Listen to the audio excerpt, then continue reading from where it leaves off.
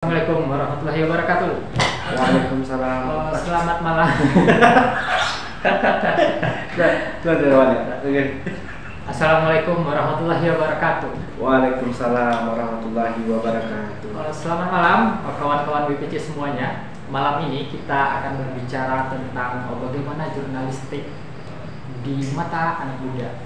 Hari ini kita akan bincang-bincang santai dengan salah satu wartawan muda di Bukit Tinggi yang juga tergabung dalam BPC, Jeffrey Wahyudi, kontributor TVRI Sumatera Barat untuk wilayah Bukit Tinggi. Jadi malam ini kita akan berbicara sedikit tentang bagaimana sih jurnalistik di mata anak muda dan kira-kira bagaimana dinamikanya di mata anak muda. Jadi langsung saja tanpa banyak basa-basi kita akan tanya-tanya wartawan muda ini.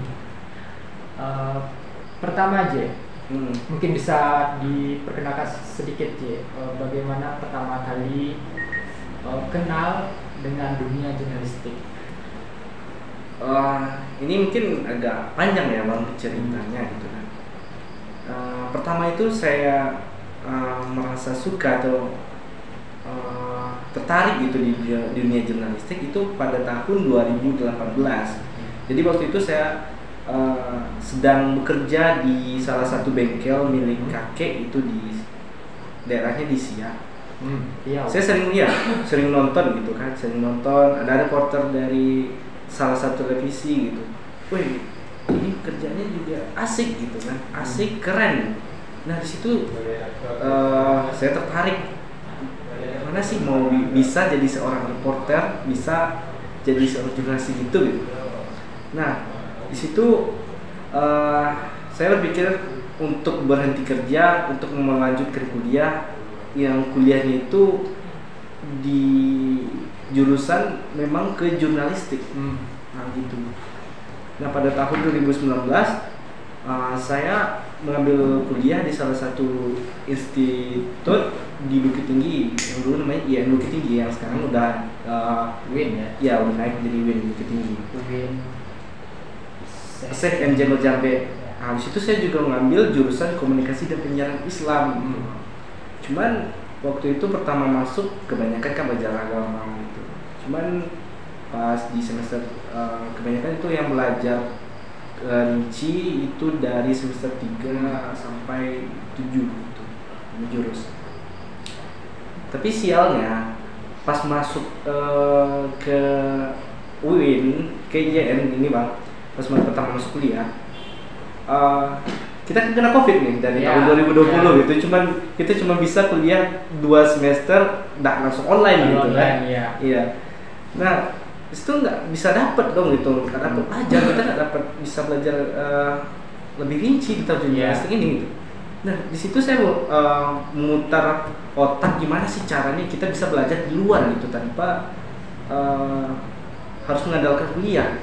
Nah di situ saya belajar dari salah satu, saya ketemu dengan salah satu wartawan senior di Kabupaten Pasaman. Pas itu saya kenal sama anaknya gitu, teman dekat sama anaknya itu. Nah anaknya juga ngenalin ayahnya ini ke saya gitu bang. Lanjut kenal udah lama kenal, terus direkomendasikan lah gitu sama ayahnya ke salah satu media online untuk belajar gitu. Saat belajar pertama kali belajar ya bang, itu memang gimana ya, gak canggung atau tulisannya amburadul, tahu lah bang gitu kita belajar, dan juga nggak ada guru gitu, gimana lah caranya ini. Jadi belajarnya otodidak. Oh iya, otodidak. Kalau untuk produknya lebih ke tulisan. Iya, pertama-tama itu belajar dari tulisan itu. Nah dari belajar itu, awal-awal belajar itu tulisannya, kalau dibaca sekarang mungkin lucu. Kayak nggak jelas, ini nggak jelas, itunya nggak jelas, leadnya nggak tahu, isinya pun amburadul gitu. Tetapi dari situ saya belajar juga bang, gimana sih membuat satu berita itu menjadi kompleks. Ada 5W1H. Ya. Itu juga saya sering membaca artikel-artikel online, ya, media-media besar, Ya. Tikom, Kompas, ataupun media online lain gitu kan. Nah, pada tahun 2021 di situ saya sudah pindah ke Bukit Tinggi lagi karena masuk kuliah kan. Nah, di sini saya bercampur sama wartawan-wartawan yang ada di Bukit Tinggi. Ya. Itu pertama kali dengan organisasi PWI. Di situ kan banyak wartawan juga, Bang. Ya. Dan beruntungnya saya bertemu dengan salah satu kontributor TVRI, Bang Kim. Oh ya, mungkin. Ternyata dia juga senior saya di jurusan komunikasi ini, Ya. tapi di UIN Padang. Cuma satu Jurusan, satu ya. jurusan gitu. Nah, karena dia sering ngajarin tentang jurnalistik ini gimana, ini ngambil kalau di televisi kan media online jauh beda gitu. Ya. Nah, kalau di televisi itu kan kita butuh visual. Bagaimana ngambil visual dengan standar televisi di luar, dan juga kita juga bikin naskah dan ngedit video. Dan kita juga butuh wawancara berupa video juga gitu. Di situ dia ngajarin. Nah, pertama kali mencoba untuk jadi kontributor itu jadi stranger ya, jadi stranger kontributor ini pas momen 17 Agustus. Itu pertama kali. Ya, jadi pertama kali nyobain jadi stranger gitu. Karena waktu itu kondisi Bang Kim karena sakit, Ya. jadi situ kan masih zaman corona, dan dia nggak bisa keluar, harus Rapid test. Iya, harus dia tidak boleh keluar selama 15 hari itu. Oh, di karantina. Di karantina. Nah, pas di karantina itu Bang Kim nyuruh saya ke lapangan, mau nggak jadi stranger abang? Belajarlah di televisi lagi gitu. Mudah-mudahan besok bisa masuk ke TVRI gitu. Nah, situlah saya belajar ngambil video. Ya, nama juga kalau pertama-tama gitu kan nggak grogi gitu ya. Kita nggak biasa ke lapang kayak gitu. Nah, di situ saya membiasakan diri untuk ke lapangan, untuk berani untuk ngambil video di depan umum.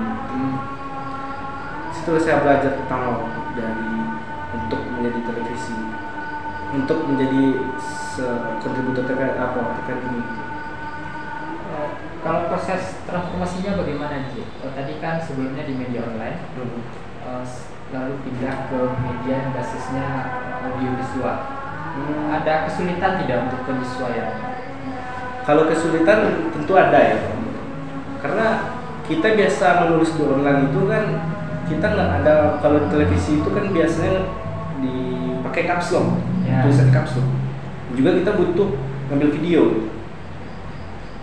Kalau di online kan kita hanya cukup satu foto, dan buat narasinya itu abjadnya harus ada huruf besar kecil gitu, koma itu harus jelas gitu kan. Terbanding itu baru. Jadi memang pertama awal-awal itu memang kesulitan gitu. Karena waktu itu pertama kali transformasi itu siap magang. Siap magang itu saya nggak punya apa-apa gitu. Ya. Kamera nggak punya, cuma Ya. punya satu HP. HP-nya pun HP burik. Ya. Dia ngambilnya susah. Juga diakalin kan, gimana caranya bikin video nggak goyang. Akhirnya ada satu aplikasi. Di situ ternyata ada fitur yang bikin yang bisa bikin gambar itu stabil gitu. Ya. Itu belajar kan. Dan juga kalau untuk tulisannya sendiri, saya pertama-tama itu memang sering diomelin kantor. Karena nggak jelas gitu kan. Transformasi itu susah, itu lama, butuh waktu kira-kira 1 tahunan lah gitu. Baru tulisan itu memang benar-benar ini tulisan saya gitu. Masih mencari-cari jati diri gitu di tulisan itu. Berarti kalau digabungkan, J, dari sejak jadi wartawan di media online sampai sekarang sudah berapa tahun? Kalau tahun ya memang dari tahun 2001 ke tahun 2004 itu berapa tahun? 3 tahun ada tahun ya. Sepanjang 3 tahun ini, J, kira-kira mungkin punya pengalaman liputan yang paling ini gue banget? Kira-kira ada yang seperti itu nggak? Oh pernah bang, karena waktu liputan bencana, kalau seorang potret ya menjadi tantangan bagi dirinya adalah ketika ada liputan bencana, karena di situ kita langsung bisa ke lapangan gitu. Di situ kita bisa menunjukkan jati diri kita. Beginilah kerja seorang reporter. Rela hujan-hujanan, rela malam-malam pergi ke tempat-tempat gelap, rela menembus lokasi bencana. Iya, menembus lokasi bencana demi menginformasikan sesuatu untuk masyarakat gitu. Ya. Disitulah kayak, weh gue banget nih. Oke.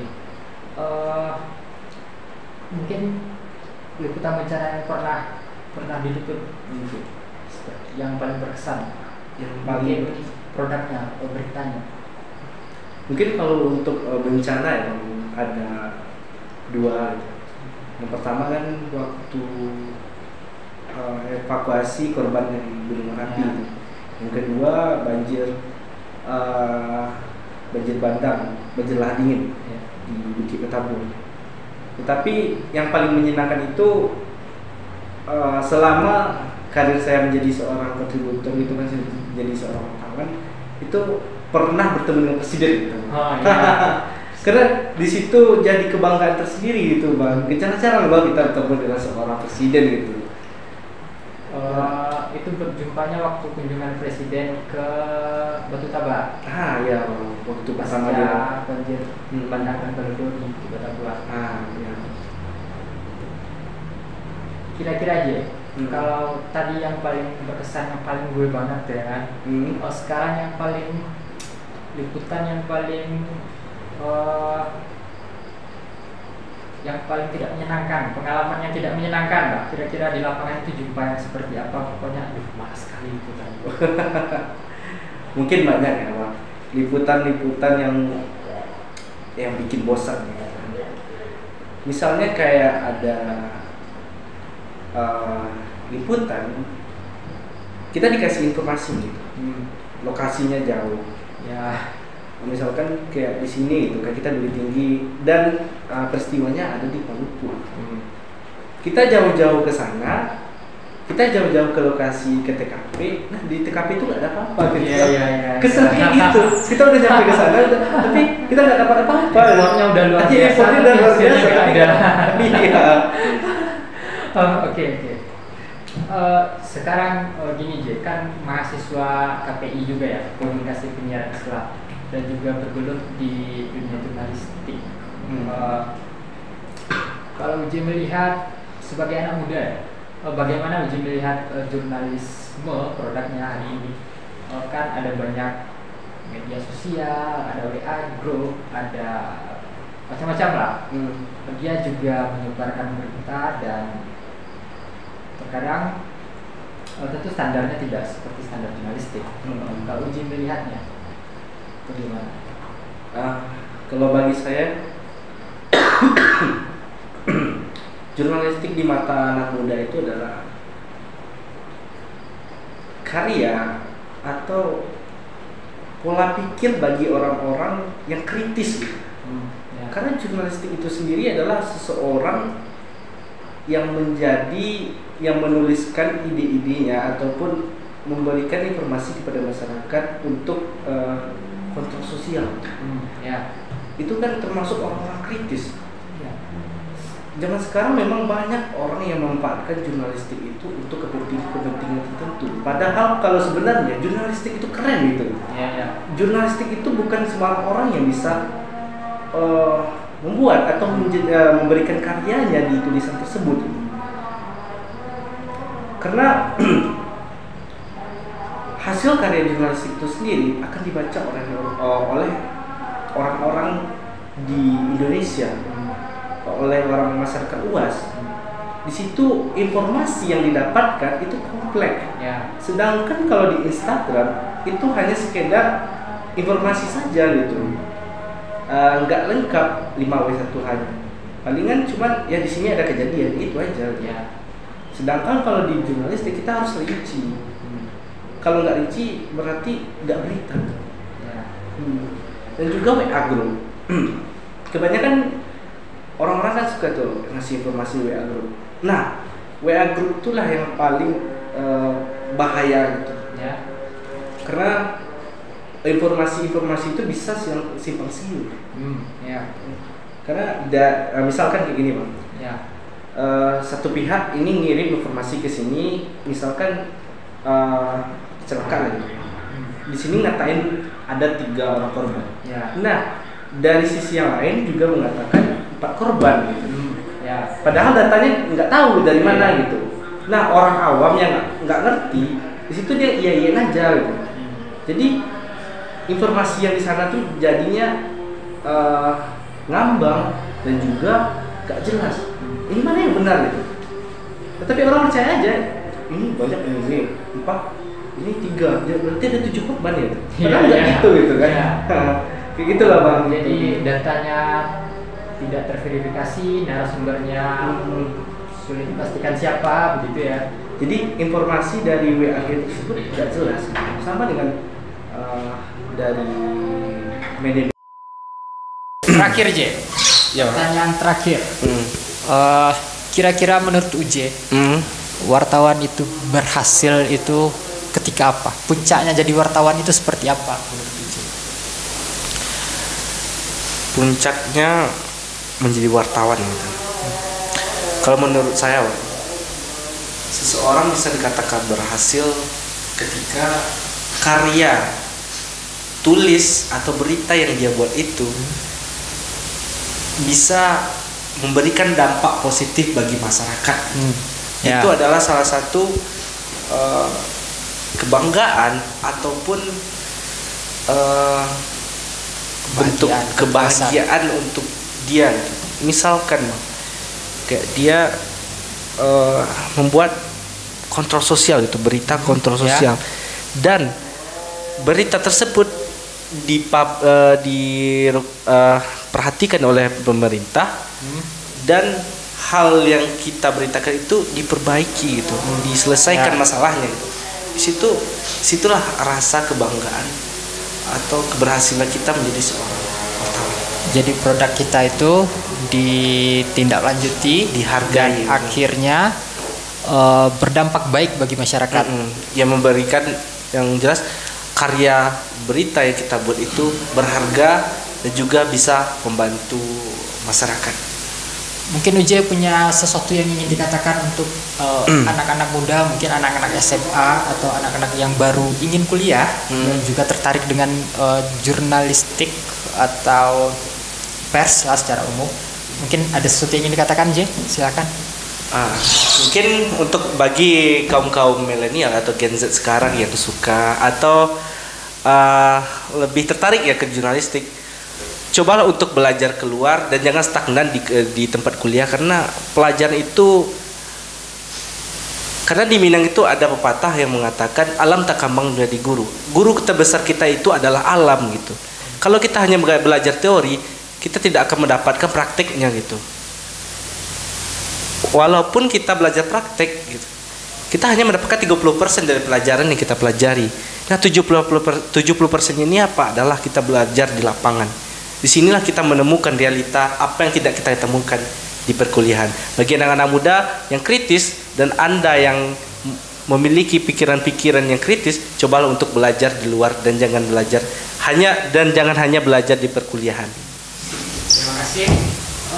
Itulah kawan-kawan BC percakapan kita malam ini dengan Jeffrey Wahyudi, kontributor TVRI Sumatera Barat untuk Kota Bukit Tinggi.